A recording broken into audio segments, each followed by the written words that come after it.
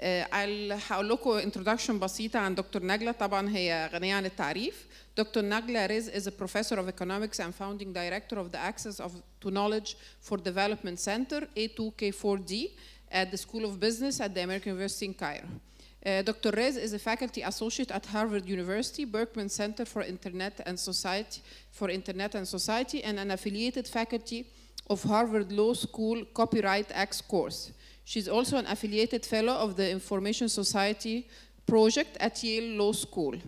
Her area of research is the economics of knowledge, information, technology, and development, with a focus on business models in the digital economy, intellectual property, and human development.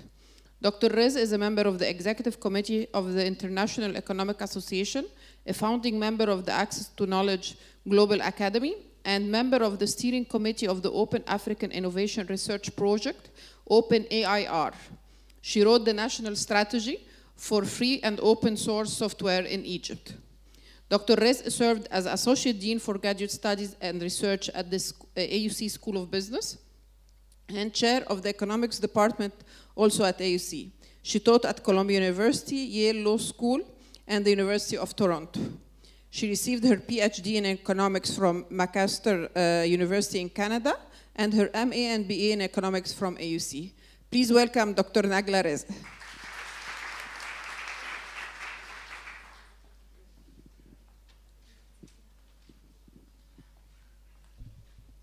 مساء الخير. شكرا ياسمين وشكرا على حضوركم الكريم وعلى الدعوة. أنا كان ممكن أتكلم والله بالعربي بس يعني I'm happy to speak in English as well.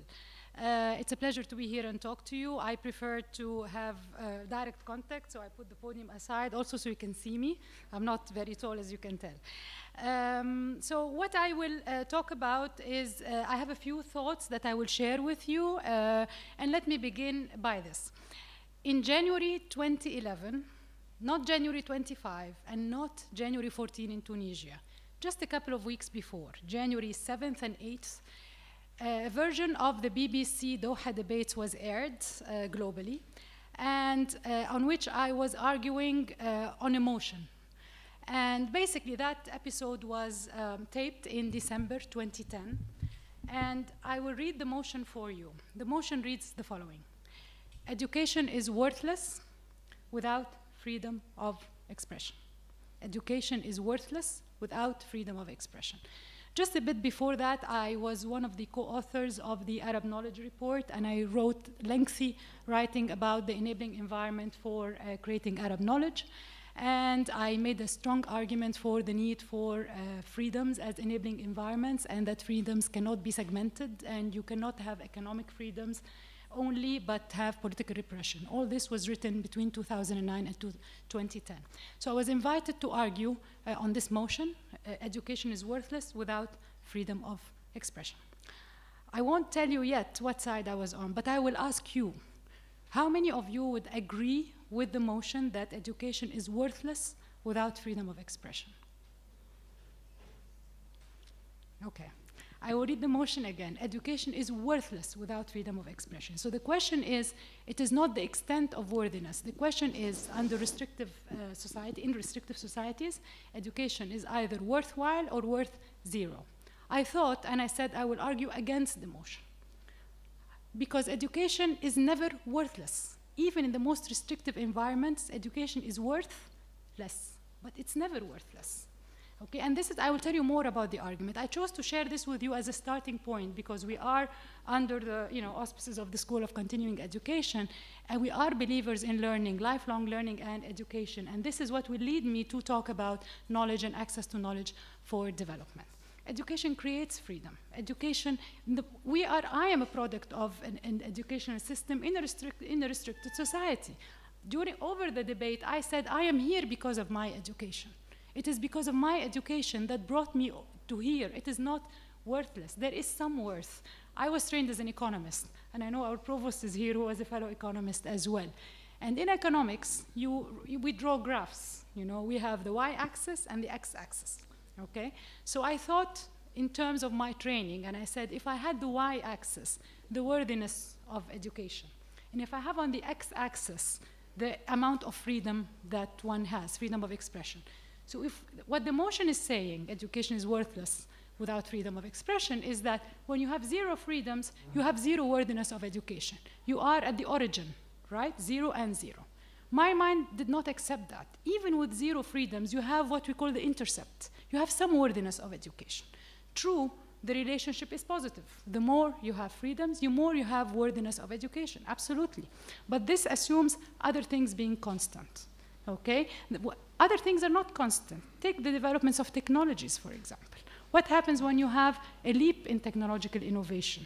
Wouldn't that open the door for some openness and freedom and make you benefit more from your education? And guess what? Who did I interview in preparing for the debate that was held in December 2010 and aired the first week of January 2011?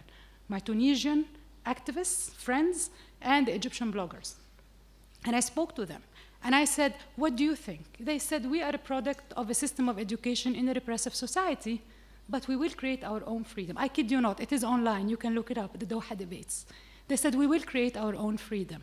Education makes you question. When you find something, you wonder if this is true or not. It makes you not necessarily accept what is given to you. I have faith in the human mind. I have faith in the human intellect.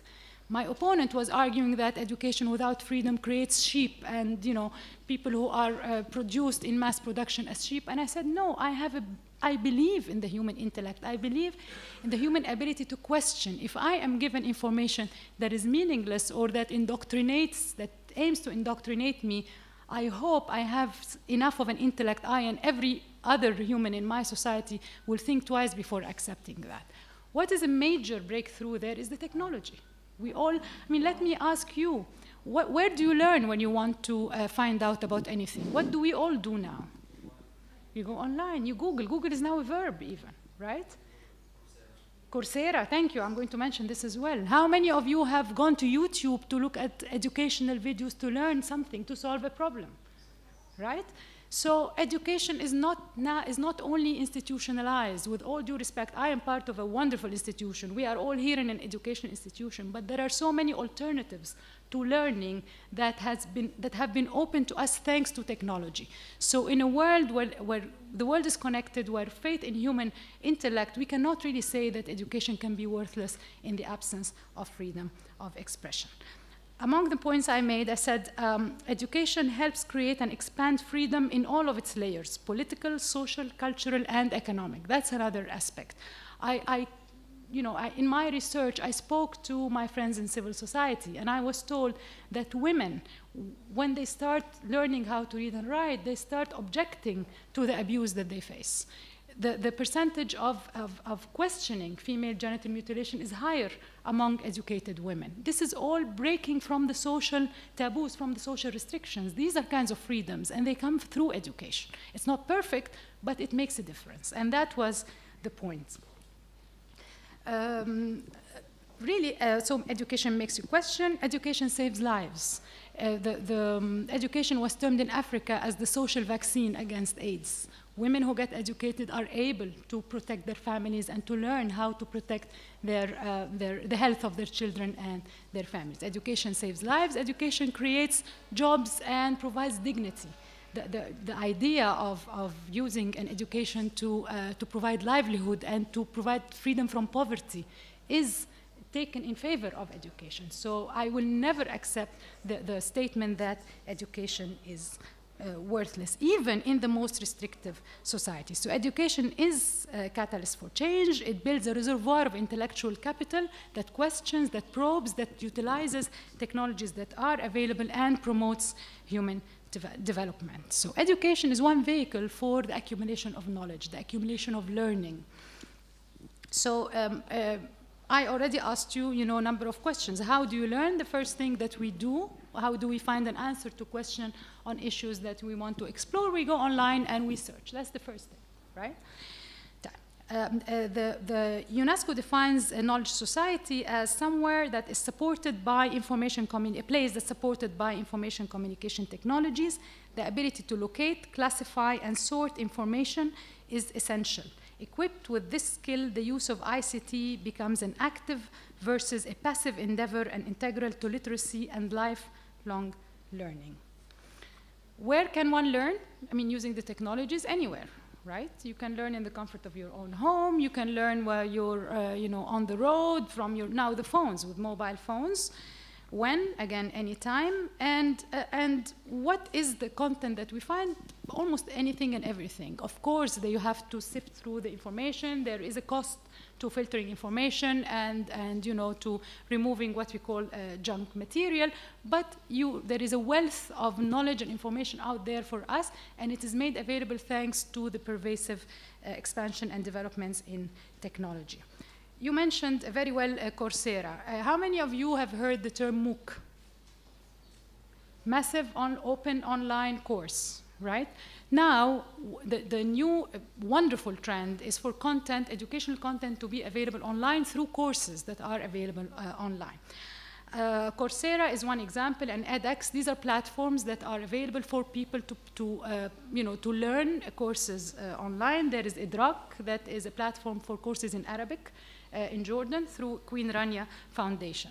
But I'll give you an example of a course that I taught this semester. It's called Copyright X.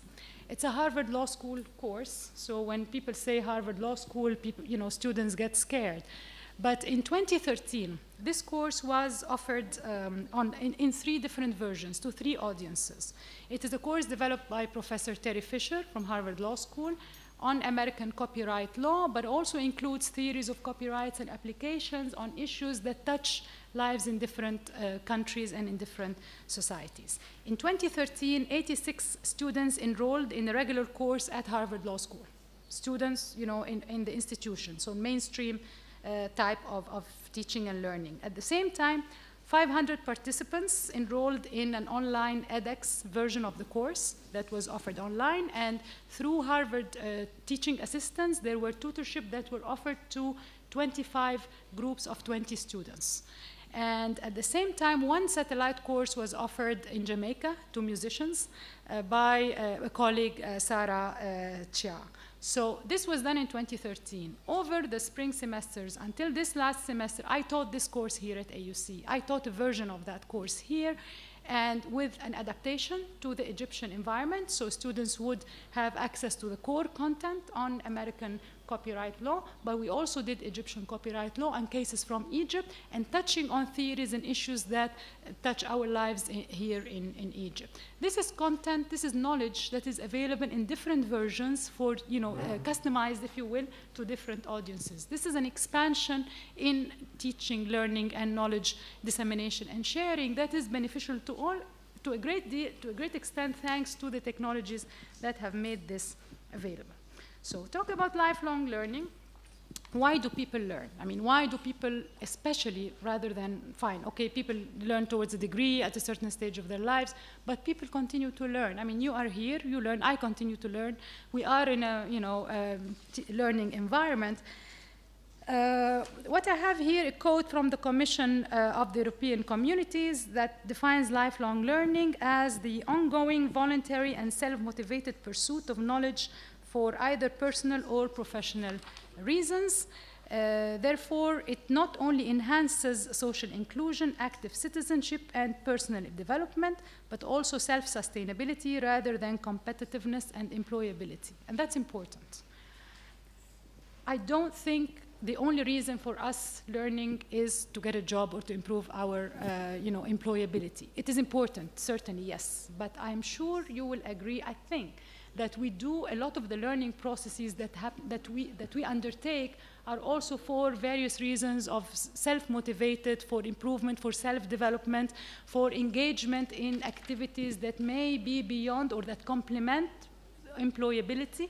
So in that sense, I think this is where the access to knowledge paradigm comes in, where the area where I work in.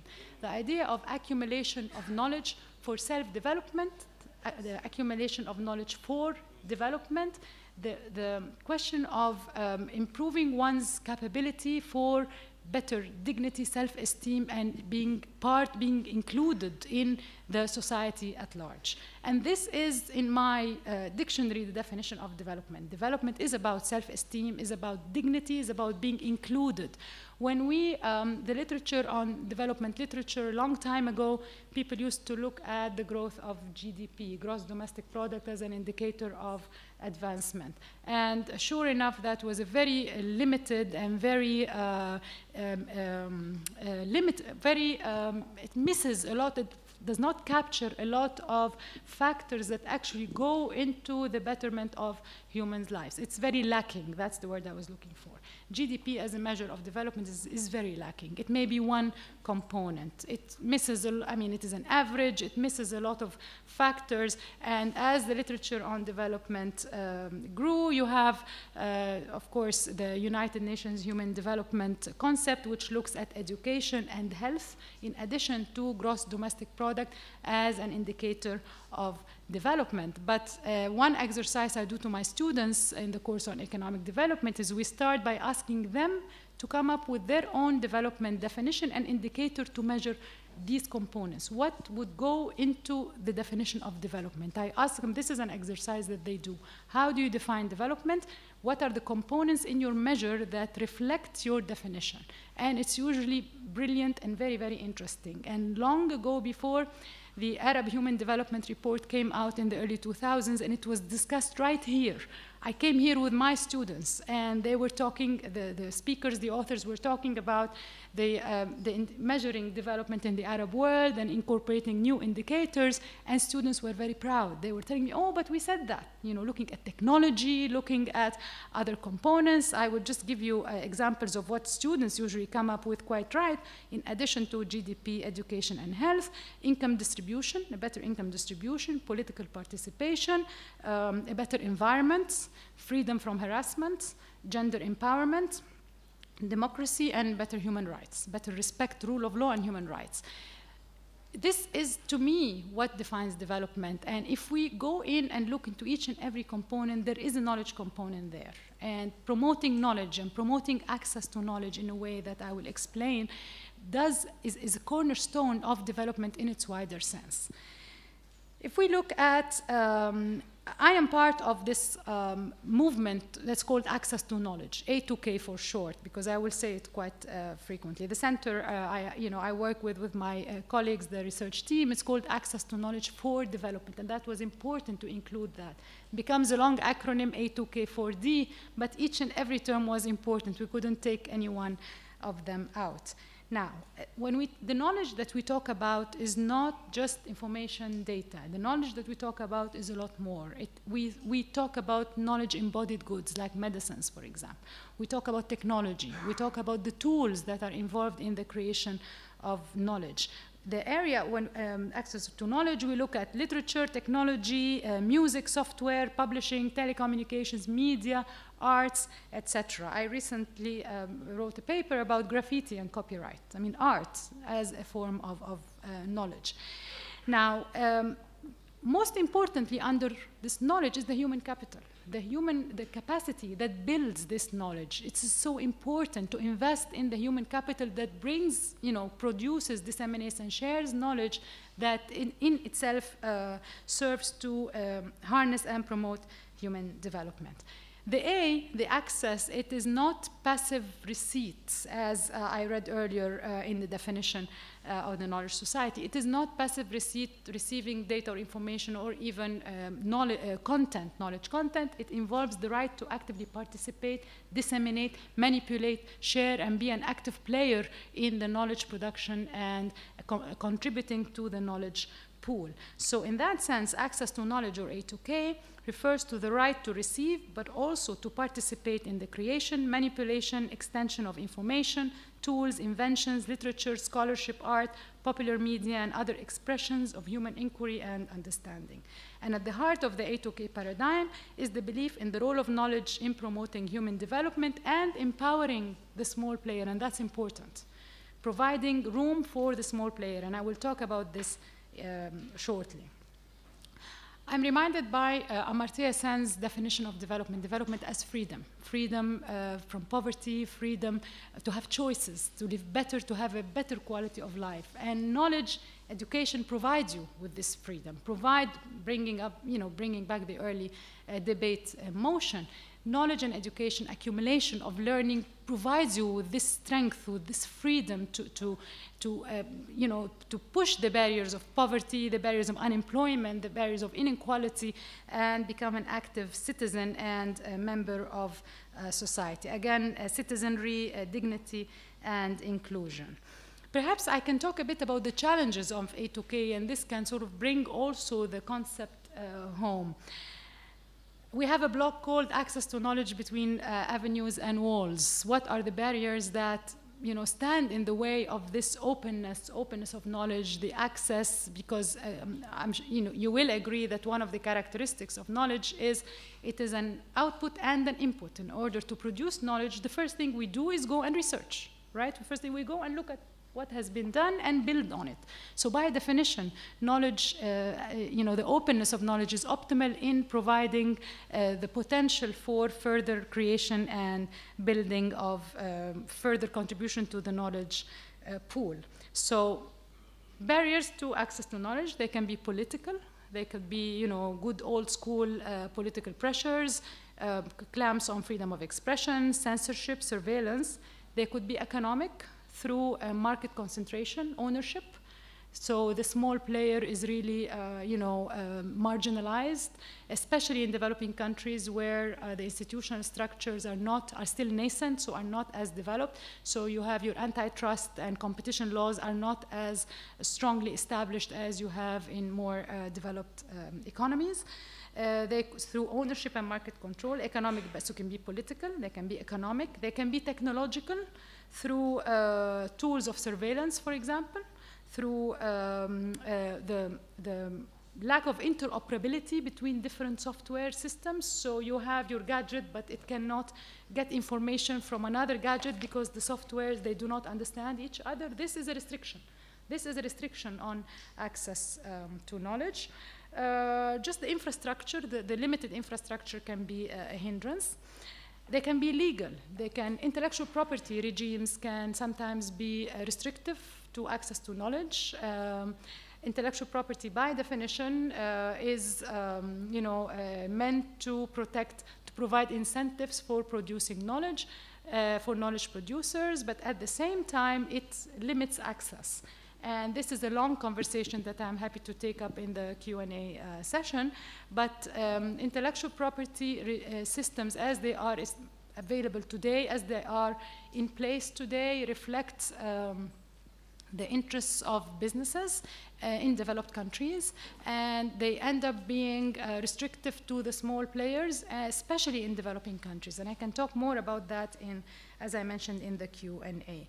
Barriers to access to knowledge can be cultural. It can be just simply the mindset of closure, not the openness. I worked for some time on the law on freedom of information, and in some cultures like ours, we still need to be comfortable with the idea of sharing and opening up our content. We have to admit it is a reality that for several reasons, we are still a bit protective of our content and of our information under, pretext of sometimes national security, fear of being copied, So this is, the cultural barriers can be problematic. And actually, I have to also say that cultural barriers can limit novel models. I'll give you an example. Open publishing now is really is propagated by the access to knowledge paradigm, publishing under open access, open publishing. But open access journals are relatively new in the field. And in academia, when we go through the system of promotion, tenures, and even evaluations, we usually look at the evaluation of these journals through a system that has been in place for a long time. This is the way it has been. So open access journals are still new. So for better or for worse, they are not as documented and evaluated as the more established journals. This is usually taken to be either missing information on where these journals rank, or sometimes are taken as negative indication to these journals inadvertently, unintentionally. So we still need to find a way to deal with open access journals and to accept them and to sort of be flexible and it's not solved yet. There's still a process where people are finding a way to accept them. So what happens is that usually young academics will turn to the safe venue, and of course not to be blamed, and go to the sort of established outlets that tend to be more closed and more mainstream, follow the mainstream approach. So that's also part of the cultural barriers. Of course, there are limitations on the human capacity, weak infrastructure, organizational changes that need to take place to be able to capture the benefits of technologies and knowledge, and what is commonly termed as the digital divide, which is, how many have heard this term before, the digital divide? Okay. A divide is, an inequality of sorts, okay? There is a divide, there is an inequality, there are people there are haves and have-nots, right? So the digital divide you can define it depending on the lens you are using, okay? So a very narrow lens can say an inequality of access to technology. So there are people who have access to the internet. This can be globally, and even within a country itself. So you have people who have access to the new technologies and the phones, etc., and those who do not have access to internet or phones or computers, etc. So it is a divide. So at the very narrow level, it is an inequality in access to technology. There is a pyramid, it can get even more complicated, because you can argue that it is inequality not just in the access, but access to the content that comes through. So you get into educational levels, language capacities, the ability to use this material that is available online, and then you can go a step higher and argue that there is a difference in the level of contribution to content. To what extent do you and I contribute to content online, to digital content? And sometimes, of course, the information can or cannot be available, but it depends on how you look at it. At the end of the day, it is an inequality that has to do with the digital world, if you will, the digital economy. Now, many have argued quite rightly that it is a developmental divide. When you look at indicators and that's another exercise students do, my students do, we get the sort of common 5 or 6 indicators of looking at ICT indices or digital access. And we do online research in class, in groups. And they look at I ask them to look countries that have the highest, the best on the scale, the lowest, to find interesting examples to compare, always Arab countries, of course. And let me tell you, Arab countries are always, especially the Gulf countries, are always very high on connectivity, but are not high on other aspects of the digital divide. So you will find, for example, the business environment is still okay. Political freedoms and democracy, not so much, not so well. And all of these are important. As I mentioned, it depends on how you define your digital divide. It may be just the mere access or the use or the contribution. So it depends on which lens to use. So all these are challenges. And at the end of the day, the key words that are used in this paradigm are actually knowledge, technology, and development. Because knowledge is a cornerstone of development, and technologies are pervasive. They are spreading at a very fast pace and developing beyond beyond the development of the laws, for example. So the laws are lagging, but technologies develop very fast, and people's ability to use the technology is also going at a very fast pace. So with all these challenges, what we do under the umbrella of access to knowledge is research and advocacy that works ground up, approach. We look at the realities, especially for developing countries, but also in other parts of the world. And we undertake research that takes a critical perspective on the maximalist trend of intellectual property and revives attention to the virtues of openness in knowledge, like open educational resources, MOOCs, and other forms. We conceptualize and investigate economic and legal issues confronting access to knowledge in our areas of research. In our case, Egypt and the Arab world. Market concentration in media is an example. Market concentration in the software industry is another example.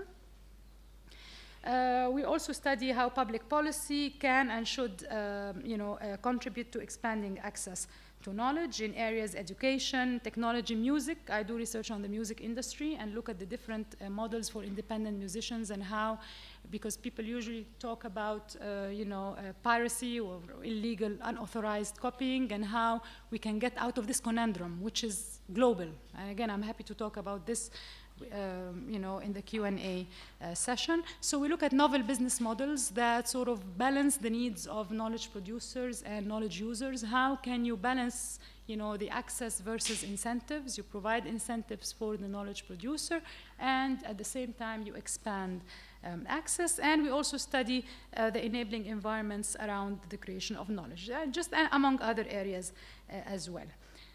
One example that just gives you a sort of a real-world example on these issues is the tension, if you will, not so much anymore, but historically it has been there, between proprietary software and open source software.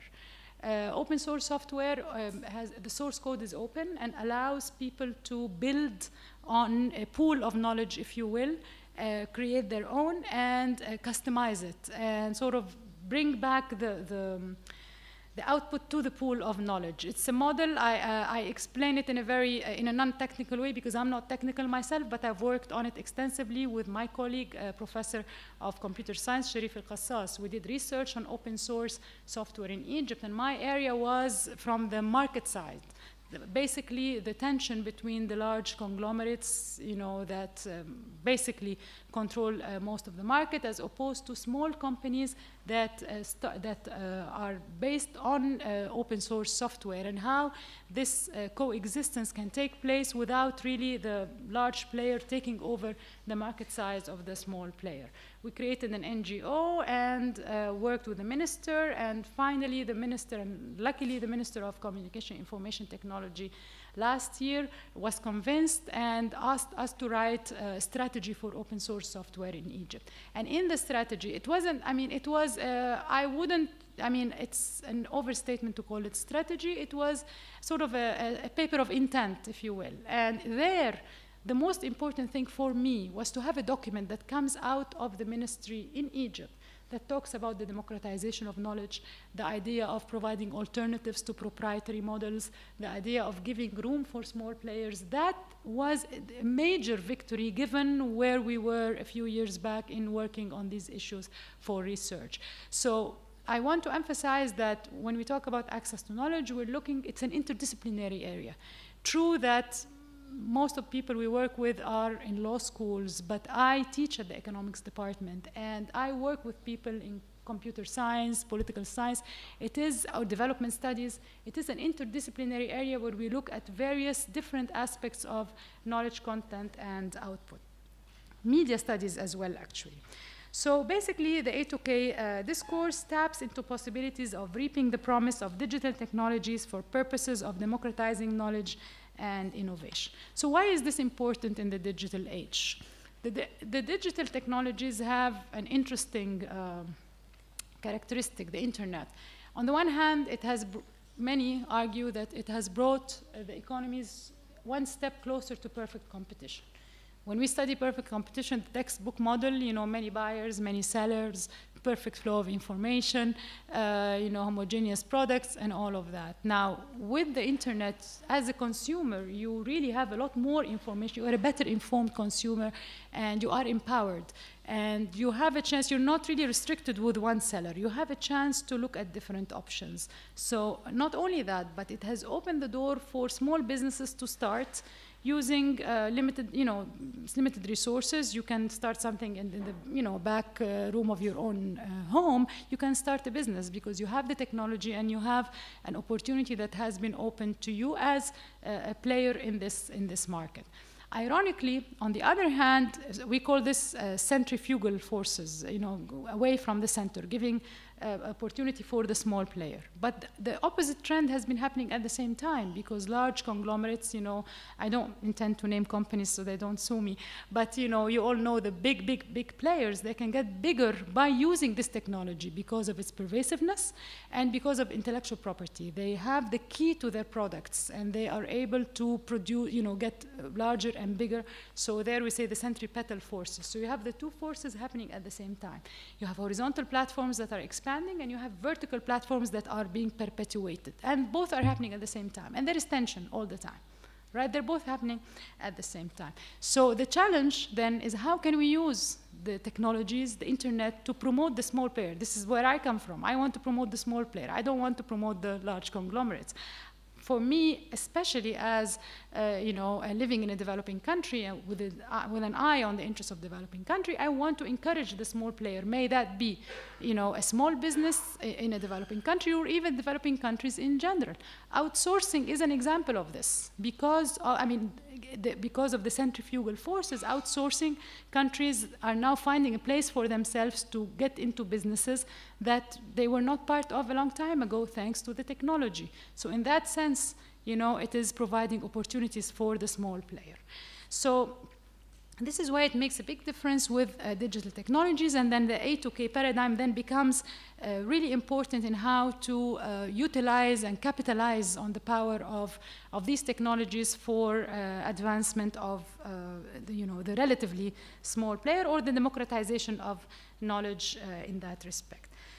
So in that sense, knowledge that is created in developing countries also usually is of the type that is not necessarily the type that would be patentable. Or we have in our part of the world, we have a lot of knowledge that is tacit, that's organizational, that's informal, that is quite rich and wealthy. And when you look at indicators measuring knowledge and innovation, global and mainstream indicators, you will always find our countries lagging behind.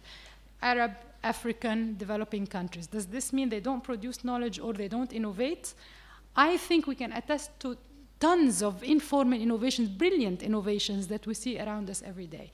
I wanted to make this comment because part of what we do as an area of research is to dig deeper and look at these knowledge outputs, and this is my work. I try to see how can we develop and improve on the metrics that measure, global metrics that measure knowledge in a way that accounts for what we already have. So just like the development discourse has developed, has evolved from looking at gross domestic product into looking at development indicators, it's about time that we look into measurements of knowledge and innovation from an alternative narrative that really looks into what's being developed and what's being produced in developing countries. So in a nutshell, really what I tried to share with you in this hour is I started off by speaking about education and learning and how it brings about and creates organic freedom and true development from within, not a model that is imposed from above.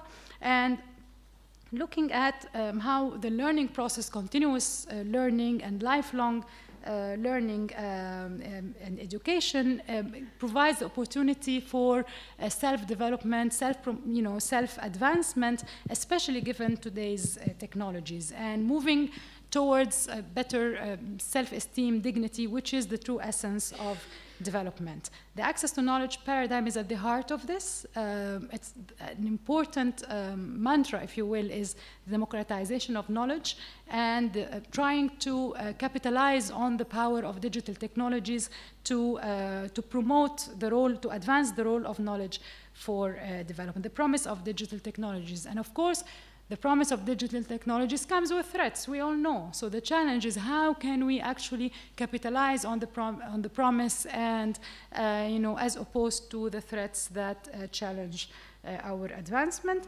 It is important to have an alternative narrative in measuring knowledge and innovation that truly reflects the type of knowledge that is produced in developing countries. So at the end of the day, access to knowledge is a demand for democratic participation, global inclusion, and economic justice. Lifelong learning widens the pool of human knowledge to be acquired, disseminated, and shared for the benefit of all. Knowledge is a cornerstone of sustainable, inclusive human development, and A2K falls at the heart of the development discourse. Thank you.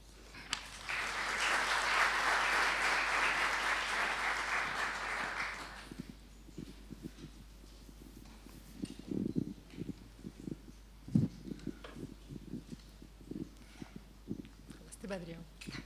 Thank you, Dr. Nagla. Now it's a time for questions.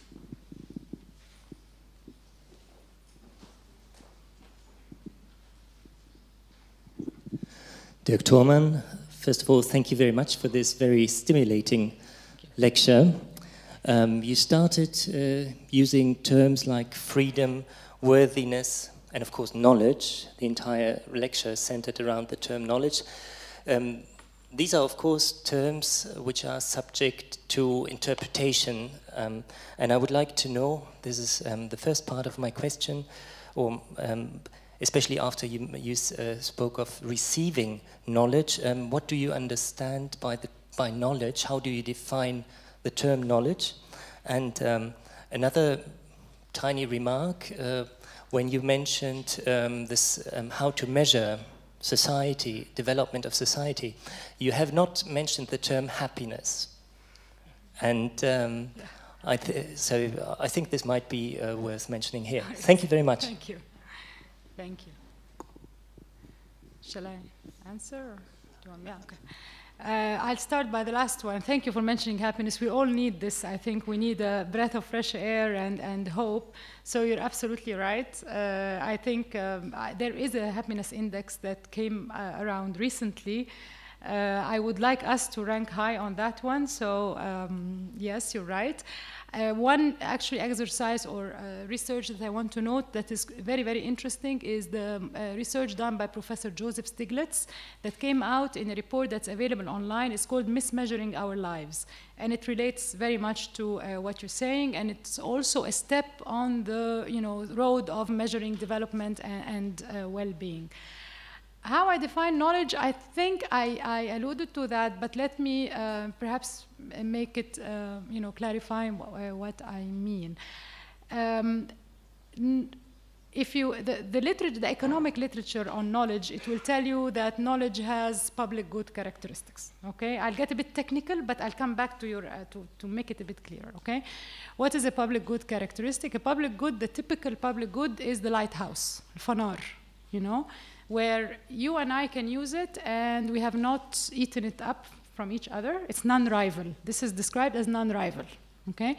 And it's non-exclusive because I cannot put my hand and stop you from seeing it, right? Non-excludable, I should use the right term. So a typical public good is non-rival, non-excludable. The lighthouse is non-rival, we can all use it, no problem, and it's non-excludable, nobody can stop the other one from using it. All right? So if I listen to a song, I have not eaten it up for you. You still can listen to it and it's fine. I haven't used it up, right? And technically, it should not be excludable. However, it is, of course. Music is excludable by technological barriers, by economic barriers, by physical barriers sometimes. So the way out of this is the terminology goes like this, that knowledge has public good characteristics. So we're not confirming that it is non-excludable. I mean, in principle, it's non-excludable, but in reality, it is excludable. It's excluded.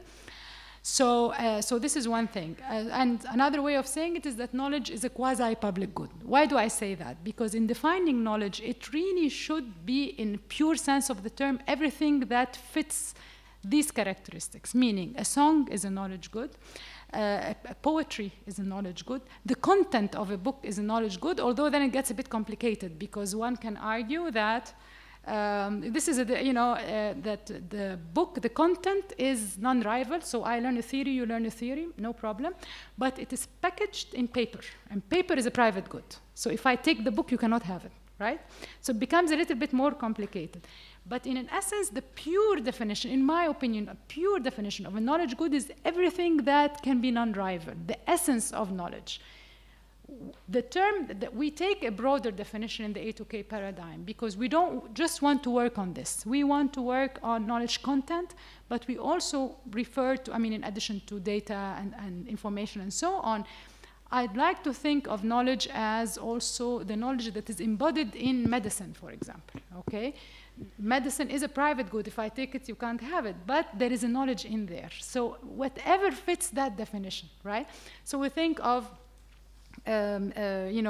literature, scholarship, art, culture, science, you know, sometimes it can be a bit complicated because we'd like to include in that technologies, we'd like to include in the A2K paradigm even the human capital, the knowledge that is embodied in you and I.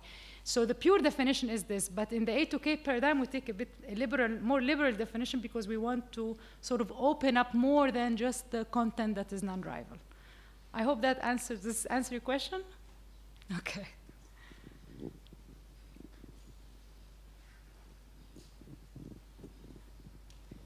Thank you for the inspiring lecture.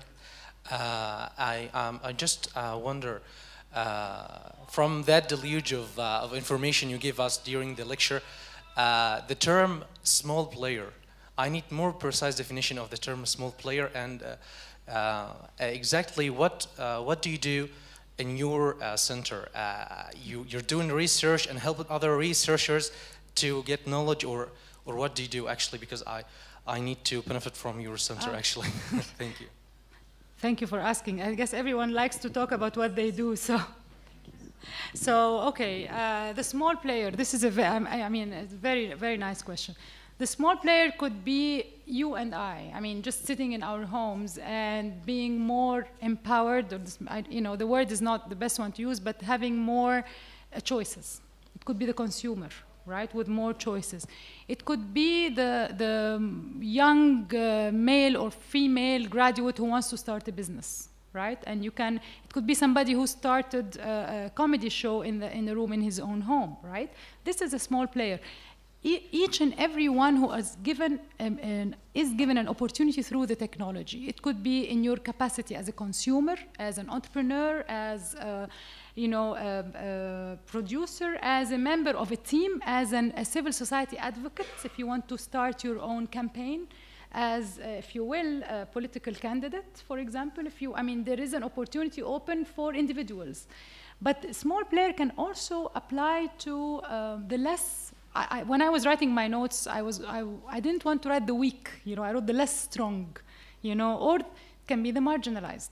Right? There is an openness to somebody to have some room to express themselves. It could be a small media, a new media, independent media group of small, media that is trying to find a place for itself amidst, the large conglomerates that are controlling the market. And media concentration is a clear case where you see economic barriers to, access to knowledge. It can also be a country, as I mentioned, outsourcing. So, India is not a small player. India is a huge country. But countries that find room for themselves in this really big race of technology and business starts as a small player and finds a place for itself in that context. So this is the idea of what I meant. The center, it's called Access to Knowledge for Development. I'm fortunate enough to work with a wonderful team of researchers, 2 of whom are here. Basically, we are housed at the School of Business at AUC, and we undertake academic research.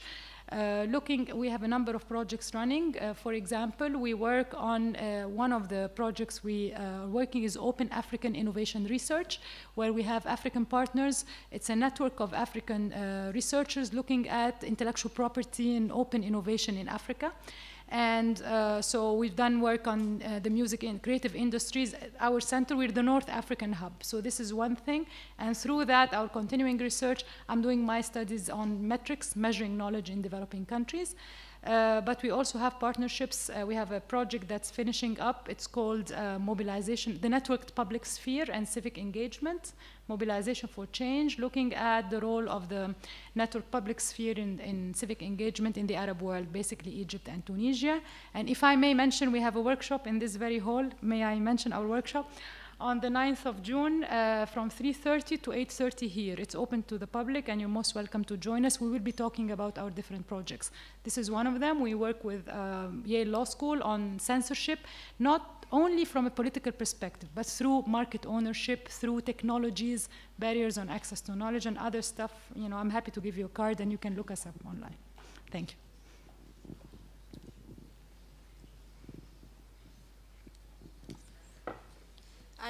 I'd like to thank you about this topic from A to K. It's very new for me. My question is there a relationship between education and freedom? Yes?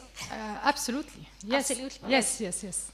Do you want me to dwell on this, or this is your question, or you want to add more? Yes, this is my question. Yes. Okay. Yes. In my opinion, in my humble opinion, education lightens the mind. العلم نور. يعني it lightens the mind, definitely, and it makes you question.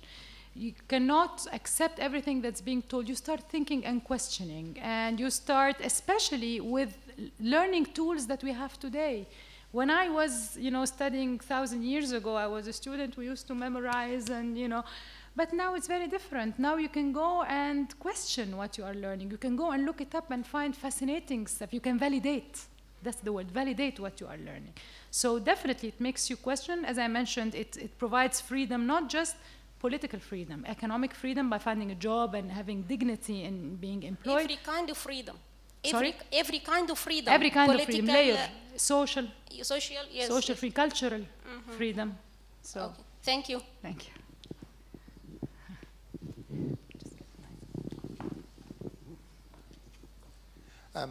Hi, so I had just a very quick question on, actually not a question or like a request. Could you elaborate a bit more on the new metrics that you're sort of considering? So I'm very curious to hear what beyond patents and number of copyrights or things like that might be good indicators in our particular region. Sure. I'll tell you a little story, because when I worked on the Arab Knowledge Report, and in 2009, and it was in Arabic, تقرير المعرفة العربي 2009. That's the first one that came. It was in Arabic, and we wrote everything in Arabic. It was translated after that. I'm not happy with the translation. I think the Arabic is much better. But we were looking at where do the Arab countries rank on knowledge production globally, and from within the Arab countries, what are the rankings? Who are the highest knowledge producers, right? And we use the World Bank knowledge assessment method matrix, knowledge assessment measure. And what do they have as innovations, measure for innovation? Number of patents, براءات الاختراع. I mean, number of patents produced, number of things that are not really on our radar at all. And does this mean we don't have knowledge, we don't have innovation? But this is what I'm saying. There are a bunch of metrics, and this is my current research, it's work in progress, where, for example, the Global Innovation Index. It's very, very interesting. It's created by INSEAD and a bunch of other reputable institutions.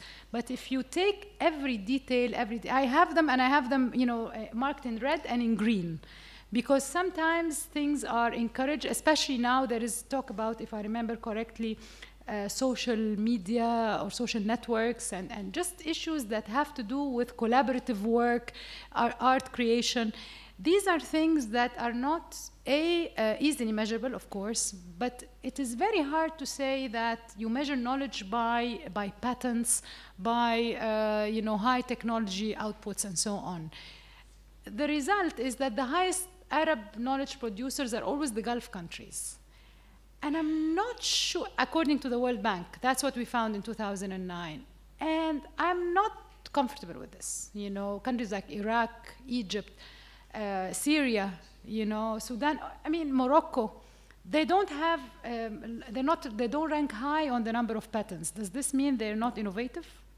So something is, in my opinion, is not right with the measurements. The same thing with the Global Innovation Index. There are a whole bunch of them. We did some groundwork in compiling the indicators. And my next assignment, when I have time, is to we started analyzing them and sort of critiquing these measures and looking at what is providing an alternative measure. It's actually in the report. The need for an alternative measure to measure Arab knowledge. And that was my contribution, because I said we need something else. We need to look at what we produce as people of developing countries in a different way, So we're not there yet, but we're working on it. Well, I would like to refer to the question of the lady in the front row, asking whether knowledge produces automatically a certain degree of freedom. I would certainly agree if it comes to participation, in terms of being able to participate in communication, being part of the network, in terms of selecting options.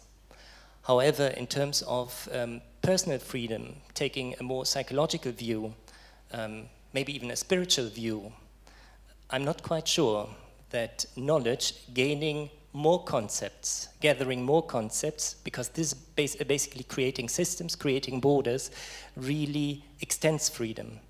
Okay. So if I understand you correctly, you're saying that sort of knowledge sort of populates the mind and indoctrinates. Is that what you have in mind? Sort of rather than thinking outside? Well, rather than having nothingness, Okay. nothingness in your mind, Okay. where there are no borders and you yourself is everything. I see what you mean, yes. As one might understood in a more, in a more Asian context. Okay. One might understand this to be freedom rather than gathering structures, knowledge, facts, declarative procedural knowledge, etc. So this is, and therefore also I was asking at the beginning, how do you define knowledge? Because if depending on the definition, one draws different conclusions here. Okay. Well, I mean, if I understand you correctly, I guess I would always stay away, of course, of saying automatically or a necessary result. Sure. I mean, I take your comment for sure. It's a question of numbers, if you will, or the probability of this happening. I think the probability is much higher for people to, once they gain an education, that this can sort of open the mind and enlighten the mind and encourage questioning. There can be exceptions, of course. I think the twist over that debate, and it was done on purpose, is that it was done in the context of the Arab countries. And it was held at a time where, you know, well, we all know about the, you know, the political environments in our part of the world. And it was meant to provoke that, you know, without freedoms, we can never have any benefits out of education. So in that context, I look at education and see it as liberating, you see? But I mean, of course, there are always exceptions. But I still stand, you know, strongly in defense of, I said I am here to defend education. I argue not against freedom of expression. Of course, I am for freedom of expression, but I defend education, even under the strictest restrictions, restrictive environment.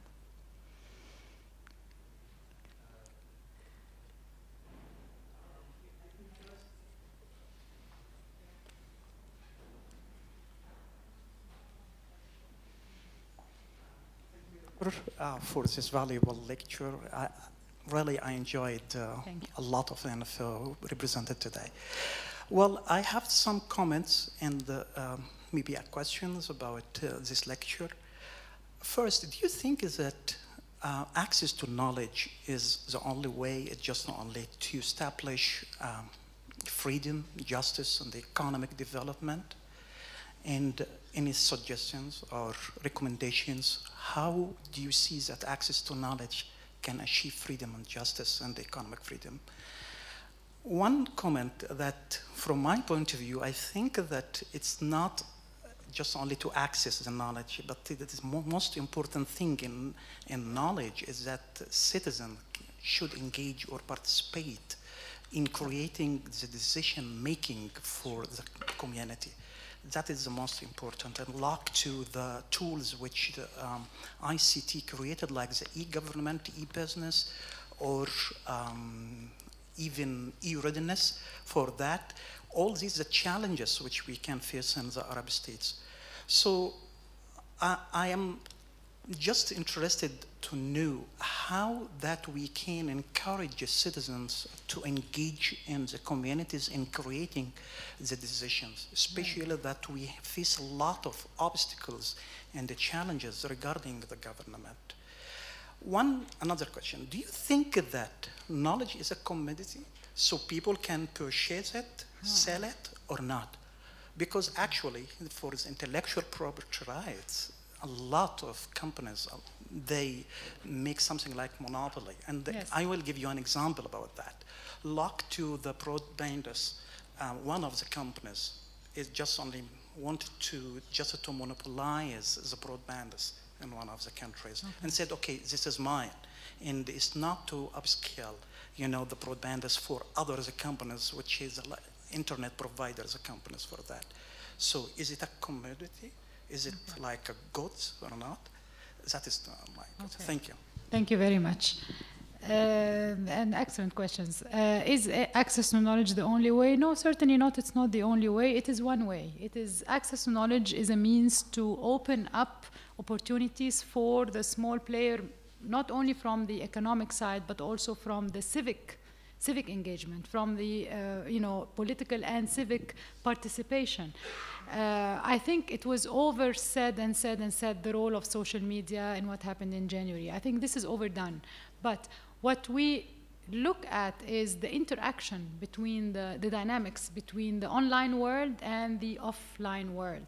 In our work on the network public sphere, we look at the interaction between people through social media, but also how this reflects what's happening on the ground, which is a part that's missing from the narrative that was done on the Arab Spring and the so-called Arab Spring and all of that. Everybody focused on the role of the internet and social media and so on. But really, what happened was that this was a reflection of what was happening on the ground. So in that sense, the civic participation, there is a lot of room for encouragement of civic participation on the ground, through offline networks, using the technologies and using the networks that you have on the internet.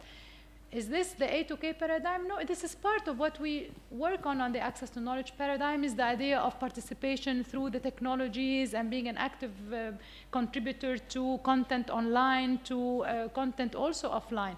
So what we are missing as a society, one of the things we are missing is, of course, the civic engagement period.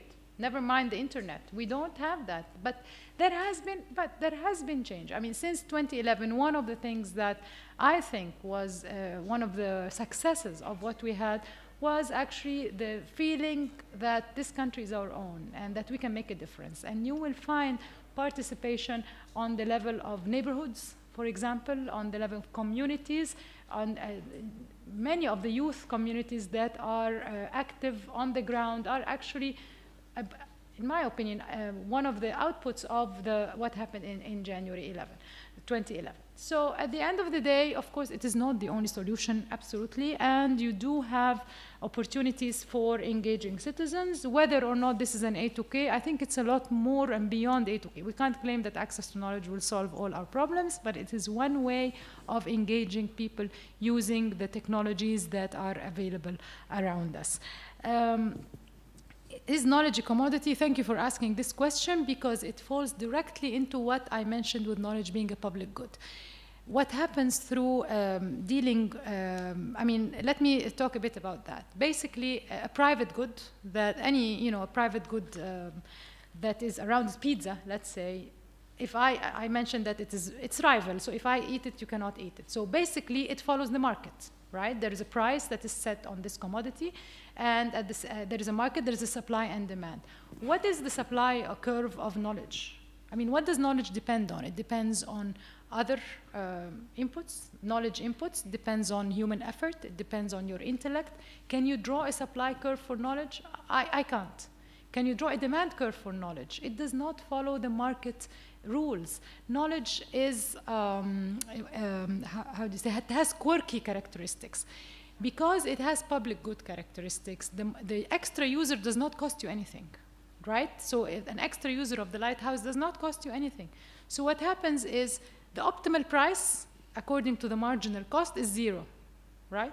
So it is optimal to be provided for free. Who wants to produce a good that's provided for free? Then you have the market fails. You have what is called the access versus incentives trade-off. Okay? There are no incentives to produce them. So who produces the lighthouse? The government, right?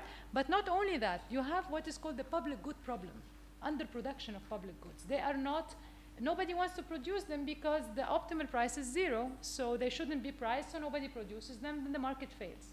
So the government interferes. The government either produces or regulates a market for other people to produce, or provides intellectual property for, allows monopoly, a limited monopoly, because it is شر لابد منه. It's something we have to live with, because otherwise nobody would produce the commodity. In a typical public good literature, this is how it's done, okay? Once you put the monopoly and the barrier, there is what we call, there is a dead weight loss. Once you have a monopoly is inefficient, right? So somebody is being harmed. Society is being harmed when you have a monopoly over the commodity. So if you ask me, how can we get out of this conundrum? What do we do, right? There is a solution coming out of the technologies, right? What do the musicians do? Musicians, Well, if you go to the old model of music production, you had the label, you had the CDs, you had the, you know, and what happens now? Everybody burns the CD, and you find the kiosks selling the illegally copied CD, and people are downloading music online illegally, right? Why is this happening? Because the music labels have been very slow in responding to the market, okay? The technology is there. Technology is very fast, and people's habits are very fast. People are very clever, right? So you cannot, it is a futile fight to continue to fight the illegal music downloads. There is a famous American case called Napster. You know, the Napster that allowed peer-to-peer sharing, and the court ruling was they closed Napster. In my opinion, that was not a wise decision, because this prevented creativity. Had it been allowed, there would have been business models that work around this. So at the end of the day, instead of fighting all this, you know, illegal downloads, why don't we think of different models? There are now different models. There's music being provided for free online, and then musicians make money out of concerts, right? Or merchandise. Or you have a song that is for, you know, on iTunes, $1. So what is my point here? My point is you have to think of novel business models that address this problem. But the problem will never go away. The technologies are developing very fast. And if you continue to work with mainstream intellectual property protection and fighting, it's just an argument that will never work. There are also alternatives. There is alternative licensing mechanism. In the area of copyright, there is Creative Commons, المشاع الإبداعي, which is an alternative licensing system that is flexible. It is not restrictive. Instead of the all rights reserved, it is some rights reserved. So authors have control over, they can allow actually people to use their material, and they can have control on intellectual property. And I should mention that the Library of Alexandria has been very active in providing the Egyptian version of this alternative. So the point is to look for alternatives. Fighting the old-fashioned model is a futile, it's a fight that will never work. So to answer your question, I don't think knowledge should be commodified, because it is not a commodity. It has public good characteristics, and it has to be dealt with in a different manner. It cannot be dealt with like other private goods. Otherwise, monopolies are going to exist and will continue to perpetuate.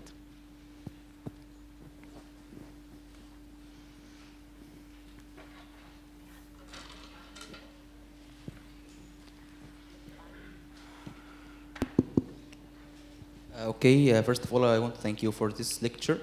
I want to ask you if you feel bored from improving and developing yourself, how you are going to motivate yourself? I can't hear you very well, I'm sorry. Okay, if you feel bored from improving and developing yourself, how are you going for developing yourself without stop in the middle of the way for developing? Sometimes you feel bored. You fail? Are you saying? Yeah. You fail. You feel bored. مش فاهم. Feel boring. Bored. I'm sorry.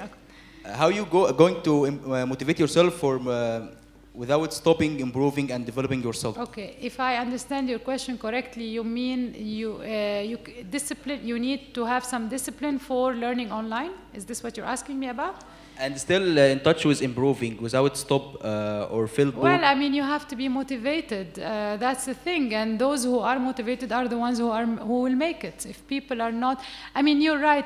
With online courses, there is an attrition rate. There is استنزاف, you know, that people drop out. People do not continue. There is an attrition rate. This is a problem with online learning and teaching, and even with MOOCs, people register and they do not continue for whatever reasons, not only bored, maybe they have personal obligations, etc. It's a reality, but at the end of the day, those who make it are those who make it. You know, people have to be motivated. It is harder to discipline oneself, of course, without being part of an institutionalized structure, but, you know, that's the way it is. Yeah. We have one more question. Okay. Well, thank you for this nice lecture. I would like to ask about, today we see many fields of knowledge, and for example, if you see one field, you see also subfields or sub-branches of that kind of field. So I will ask about the private good from individual perspective. how can I choose the kind of knowledge that will be beneficial to me and good for me from all these fields, like on the internet or everywhere? Is it just a desire or something else? Do you have measures for that or not? Okay. Thank you. Okay. I want to make sure I understand you correctly. So basically what you're saying is given that this huge pool of knowledge and there is an overload, if you will, of information and knowledge available everywhere, where do you start? Where do you select? I'm not sure I have the answer for this, but perhaps this is an area where you have the online and the offline world complementing, because you really have to start from who you are and where you want to head with, you know, your own career and your own interests, and then this will follow. But the point is there is an abundance, like you go to the market, right? You go to the market, Suq al-Khudar, and you have all the, you know, or Suq al-Fakha even better, and you don't know what to choose. But you have to think, what is it that you really like and what is it that you really want? I mean, it's a nice problem to have too much to choose from. You just have to, you know, put your own priorities, and then, you know, don't rush into going to the market before you really study yourself and see what is it that you want to do. Okay. Excuse me. I got confused with the question regarding the metrics. And would you please elaborate? Because I didn't get is it to appraise or find other tools rather than the one that are in the global index? Okay. Or to compare across Arab countries, and how that would change our terrible rankings that we're having in the global index. Okay, thanks. Okay, no, it's basically, I was telling Ahmed that the background for this came when we studied the Arab knowledge. We're trying to find some way of assessing Arab knowledge. And looking online at the time and through the different research studies that were done, we found models that were created, you know, by international organizations, you know, in developed countries, and the components of these metrics, we used the knowledge assessment measure of the World Bank, and this had the knowledge index and the knowledge economy index. And basically, it was looking at the components of these indices were really looking top down, you know. So you will find, for example, in innovation, I remember clearly, was the number of patents, براءة الاختراع. In, for example, ICT was the connectivity, was the number of telephones and internet. And, well, of course, rich countries will have high levels of connectivity. What does this mean? I mean, as far as knowledge is concerned, right? So I remember very well, it was very frustrating for us because we wanted more. We wanted to have more indicators of knowledge. Knowledge is very difficult to measure. And some of the aspects were, for example, high technology exports, high medium technology products, all very high sophisticated levels of knowledge, which made us question, what really is knowledge? Is knowledge only of the codified form that is finished and packaged and already ready to be produced, which is the definition of knowledge? It is the final product, or is it what the sort of codified, the opposite, the flip side is the tacit knowledge, the informal that is embodied in everyone? I mean, what is the measure? It made us question what is knowledge and how do we measure it? What came out using the World Bank measure was that the top countries producing knowledge in the Arab countries were Dubai, Qatar, you know, Emirates. And I'm not sure I was not comfortable with this result. I mean, it's there and we say this is the index and this is what it shows. But for me, I had to write that we need to reconsider and to find new ways of measuring knowledge for the Arab countries, but really it is for developing countries. And in my own work, when I take a step back and I zoom out of this and do the same for innovation indices, you will also find there's an excellent, the Global Innovation Index, it's full of sub-indices and details, and it's a very interesting exercise to go through it and see. You feel that it reflects the situation in developed countries, and it does developing countries an injustice. You know, especially countries like Africa and even countries like Egypt, Because a lot, as I mentioned, if you just walk out the building, you will see tremendous amounts of innovation on the streets. And of course, these are not measured. And this is an extreme, informal innovation. But there is a lot of tacit knowledge and innovation that is available. And the challenge is it's not easy, but how do you measure it? The first step is to say something exists and the metrics, they escape the metrics. In the same way that happiness escaped development indices.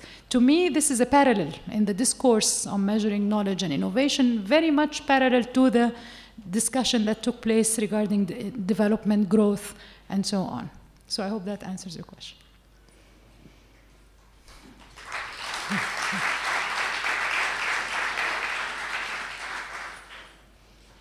Thank you, Dr. Nagla. We enjoyed very much your series. Shukran. Very happy today to have you ending our season lecture series. We'd like to remind you that we'll be taking a break during the next couple of months, and we'll start again back in September with a new lecture series. So see you back again in September. Thank you. Thank you very much. Thank you. It was very interesting. Thank you. It wasn't too